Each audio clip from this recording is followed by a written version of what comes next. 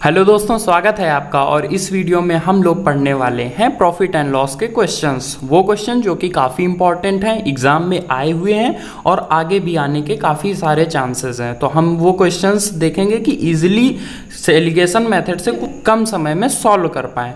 तो सबसे पहले हम क्वेश्चन से ही स्टार्ट करेंगे और समझेंगे कि एलिगेशन होता कैसे है, कौन से क्वेश्चंस में लगता है, कौन से क्वेश्चन में नहीं लगता है। इस वीडियो में हम सब कुछ देखेंगे।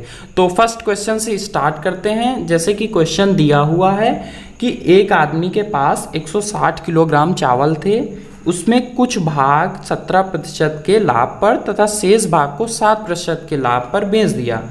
उसे कुल मिलाकर 10% का लाभ हुआ, तो 17% के लाभ पर उसने कितने चावल बेचे होंगे। और ये सीजीएल प्री का आया हुआ क्वेश्चन है। तो ऐसे क्वेश्चन एलिगेशन से बहुत आसानी से हो जाते हैं। और जिसको एलिगेशन नहीं पता है मैं बता दूं, देखो जैसे यहाँ पे कोई दो डेटा दिया हो और उसकी एक म्यूचुअल वैल्यू दी हो। जैसे देखो यहाँ पे जो बात की जा रही है कि 160 किलोग्राम चावल उसके पास थे और उसमें से उसने देखो कुछ को कितने 17% के लाभ पर और बाकी को 7% के लाभ पर, जो बचे होंगे उनको 7% के लाभ पर बेचा, जिससे उसको जो लाभ हुआ है वो कितना हुआ है 10% का। तो मतलब ओवरऑल जो लाभ होता है दो फैक्टर्स की वजह से। ऐसे क्वेश्चंस में हम कौन सा मेथड यूज करते हैं? Allegation method. अब एलिगेशन में कैसे करते हैं? इन दोनों वैल्यू मतलब पहली वैल्यू और दोनों वैल्यू को रख दिया, उन दोनों से जो परिवर्तन आया, जो रिजल्ट आया, उसको हम बीच में रखते हैं। अब करते क्या है, दोनों का डिफरेंस लेते हैं। दोनों का डिफरेंस लेंगे मतलब अगर हम 7 और 10 का डिफरेंस लेंगे उसको हम इधर लिख देंगे। तो 7 और 10 का डिफरेंस कितना हो जाएगा? 3। और 17 और 10 का डिफरेंस कितना हो जाएगा? 7। तो ये जो 3 और 7 आया है, ये 3 और 7 जो अनुपात होगा वो उनकी मात्राओं का होगा, क्योंकि उनका जो प्रॉफिट डिपेंड करता है उनकी मात्राओं पे। अगर उनकी मात्रा ज़्यादा होगी, क्वांटिटी ज़्यादा लेंगे तो उनको प्रॉफिट भी ज़्यादा होगा।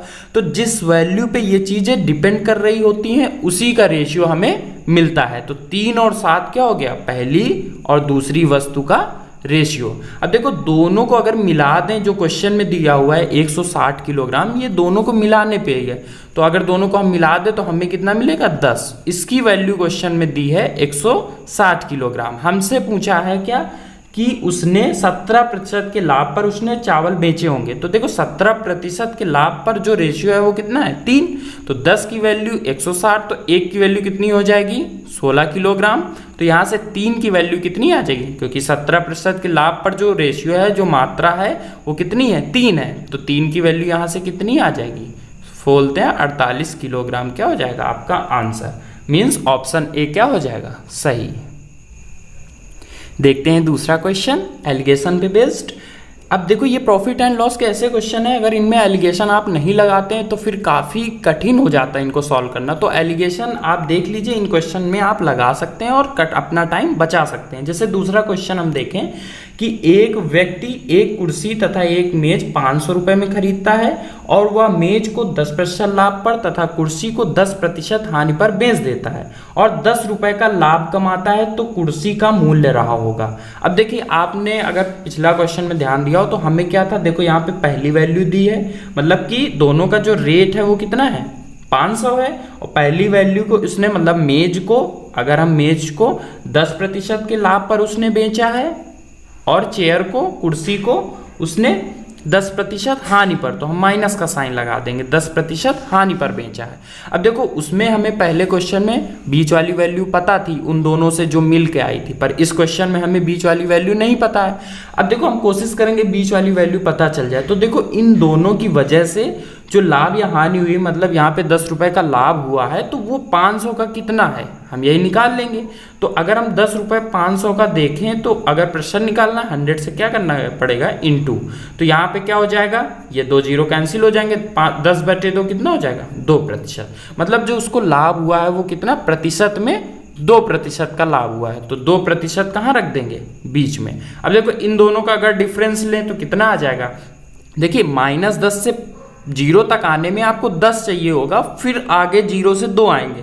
मतलब आप इतना समझिए कि 2 में से जब -10 घटाएंगे तो यहाँ पे क्या हो जाएगा? -10 + 10 का, तो यहाँ से कितना आ जाएगा? 12। तो मतलब कि यहाँ पे जो दोनों का डिफरेंस है कितना है 12, और 10 और 2 का डिफरेंस कितना है 8 का। तो ये जो रेशियो आ गया मतलब टेबल और चेयर का रेशियो कितना आ जाएगा, 4 से डिवाइड कर देंगे तो 3 और 2 का रेशियो किसका है, टेबल और चेयर का। अब देखो यहाँ पे पूछा क्या है, कुर्सी का मूल्य क्या रहा होगा, तो दोनों को मिला के हमें पता है 500 रुपए में खरीदा है, मतलब 3 + 2 की वैल्यू कितनी है 5, उसकी वैल्यू हमें क्वेश्चन में दी है 500 रुपए। तो हमसे पूछिए कुर्सी की, तो 2 की वैल्यू कितनी हो जाएगी, 5 की वैल्यू 500, तो 2 की वैल्यू 200 रुपए।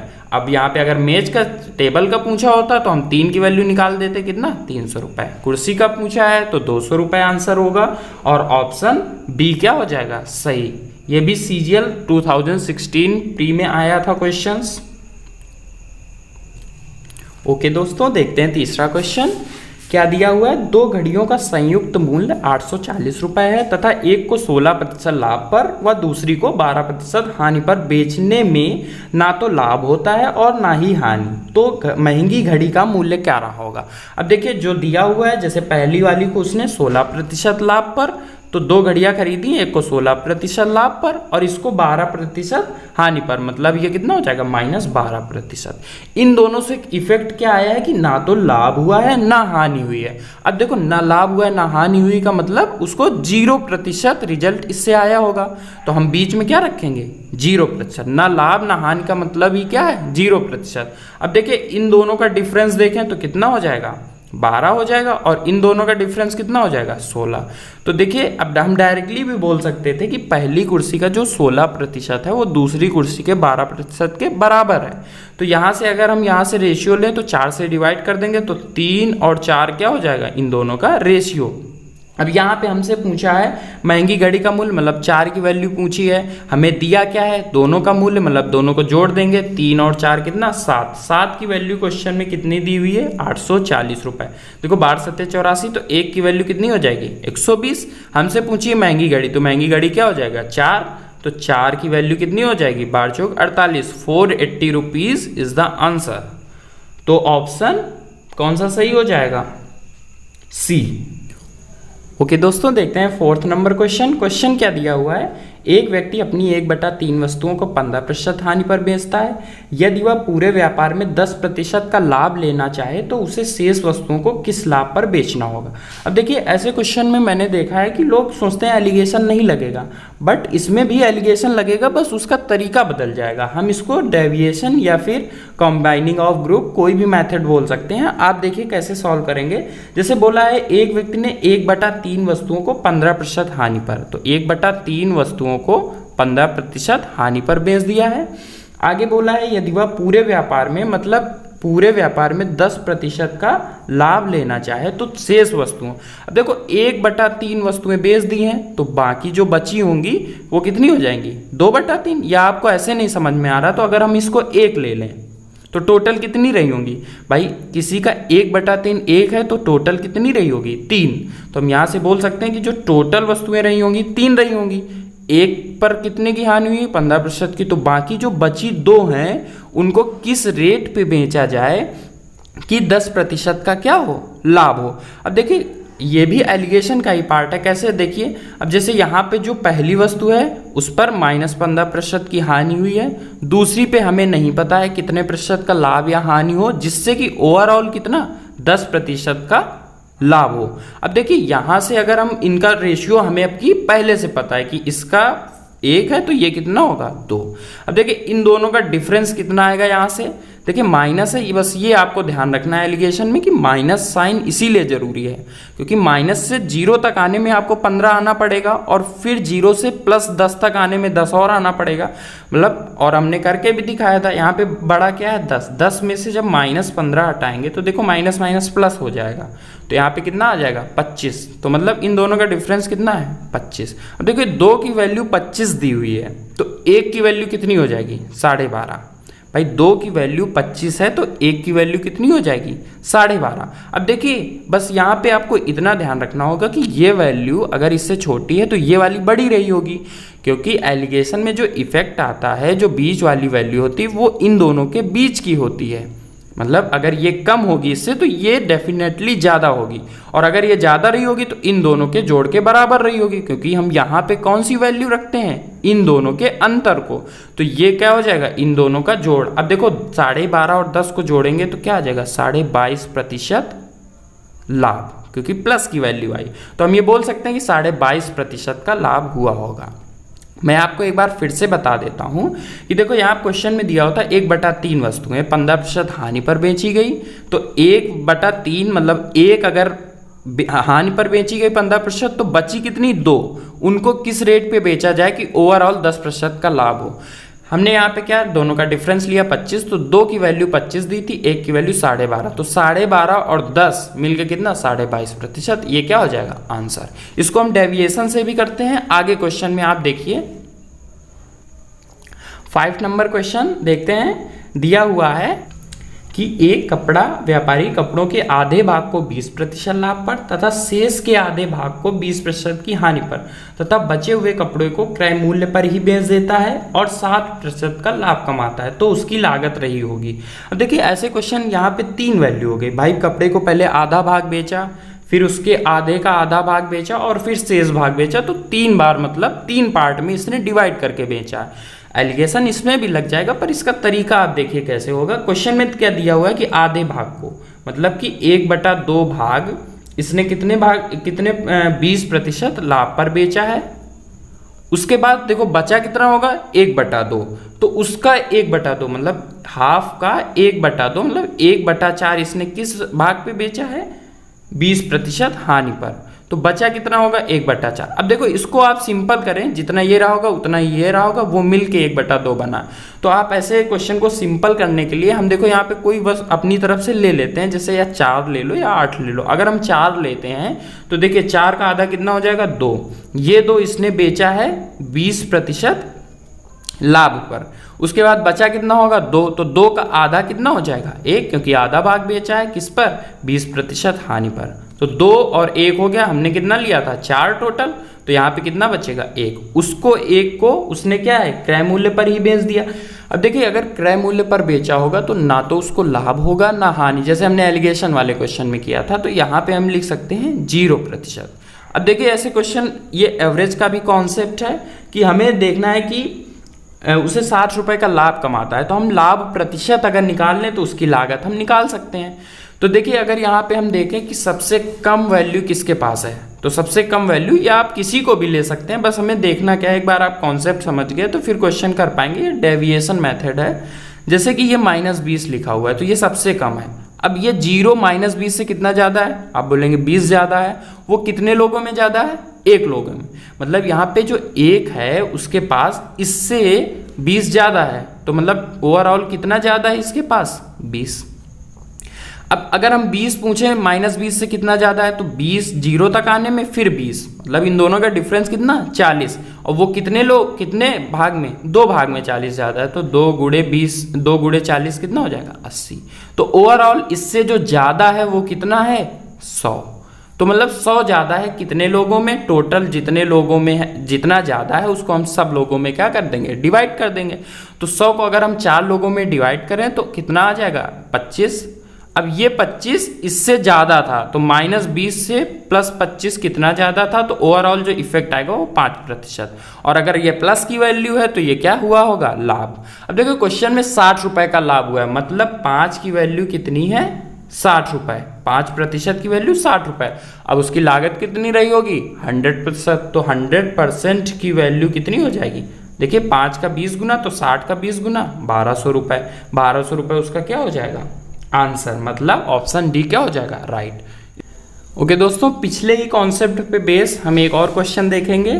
लास्ट क्वेश्चन है ये। एक व्यक्ति 3,60,000 रुपए में एक भूभाग खरीदता है। इसका 1/3 भाग 20% की हानि पर और 2/5 भाग 25% के लाभ पर बेच देता है। यदि यह पूरे लेन देन में 10% का लाभ चाहे तो उसे बची हुई भूमि किस मूल्य पर बेचनी पड़ेगी। अब देखिए वही हम लगाएंगे, जैसे 2/5 दिया है और 1/3, तो आप सबसे पहले इन हम नीचे वाले अगर नंबर्स का एलसीएम पूछे तो 15, तो आप टोटल भाग 15 ले लीजिए, ठीक है। अब हम डिवाइड कर सकते हैं क्योंकि यहाँ से फ्रैक्शन नहीं बनेगा। तो पहले बोला 1/3 भाग, तो 15 का 1/3 भाग 5 भाग। 5 भाग बोला है कि 5 भाग किस रेट पे, मीन्स 20% की हानि पर, तो -20% हो जाएगा। फिर उसके बाद आगे 2/5 भाग 25% के लाभ पर, तो 15 का 2/5, 5 से डिवाइड किया, 3 दूनी 6, तो यहाँ पे 6 को उसने 25% के लाभ पर, तो प्लस का 25%। अब बोला है कि ओवरऑल, तो देखो 10, 5 और 6 हो गया, कितना हो गया 11, 15 में बचा कितना 4। बोला है कि इस 4 को वह किस लाभ प्रतिशत पर बेचे कि उसे ओवरऑल कितने प्रतिशत का लाभ हो, 10% का लाभ हो जाए। ये क्वेश्चन में पूछा हुआ है। तो आप देखिए कि हमें कितनी रिक्वायरमेंट है वो ये पूरी करेगा, क्योंकि इन दोनों की वैल्यू से ही मिलकर हमें ये परसेंट मिला है। इस कॉन्सेप्ट को आप समझिए। तो जैसे देखिए यहाँ पे सबसे कम वैल्यू क्या थी, ये 10 से 20 कितना कम है, -20, 10 से 30 कम है। भाई -20 अगर 10 पहुंचना चाहे तो उसे 30 की रिक्वायरमेंट है, और ये 30 की रिक्वायरमेंट कितने जगह पे है, 5 जगह पे। तो हम यहाँ से बोल सकते हैं कि -30 5 जगह चाहिए, तो मतलब माइनस का 150। ऐसे ही इसकी बात करें तो ये देखो 15 ज़्यादा है, और 15 कितने लोगों में ज़्यादा है, 6 लोगों में। तो 15 प्लस का कितने लोगों में ज़्यादा है, 6, तो 15 छक्का 90। अब देखिए 90, ये प्लस का 90 और माइनस का 150, तो यहाँ से जो इफेक्ट आया वो माइनस का 60 आया। ठीक है, माइनस का 60 ये आया। अब देखिए एवरेज यहाँ पे हमें 10 रखना है, तो यहाँ 4 वैल्यू पे ये 60 ले लेके कितना हो जाएगा, इसको 4 को हम बांट देंगे इन्हीं 60 में। तो यहाँ से अगर 4 बांटे तो माइनस का 15%। अब देखिए ये माइनस का जो 15% है इसको पूरा कौन करेगा, ये माइनस का है तो प्लस की वैल्यू हमें चाहिए होगी। इस बात को आप समझिए कि इन दोनों से जो इफेक्ट आ रहा है वो -15 का आ रहा है, तो ये वो पूरा करेगा, तभी तो भाई प्लस की वैल्यू हमें मिली है।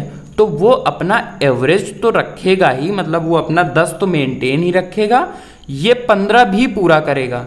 60 पूरा कर रहे हैं 4 लोग, तो 1 लोग 15 पूरा करेगा, और 10 एवरेज, तो कितना टोटल इनकी वैल्यू कितनी हो जाएगी, 25%। मतलब अगर बाकी बची हुई वस्तुओं को 25% लाभ पर बेचे तो उसे कितने का लाभ होगा, 10% का ओवरऑल। ये है क्वेश्चन। अब देखो बाकी अगर आप और मेथड से करेंगे तो ये क्वेश्चन बहुत लॉन्ग हो सकता है, इसलिए आपको ये समझना होगा, और आप अगर 1-2 बार देखेंगे तो ये समझ आ जाएगा। तो यहाँ से देखिए 25% के लाभ पर बेचना है, ये 4 भाग बचा हुआ। अब देख लें कि उसका जो सीपी था 3,60,000 रुपए,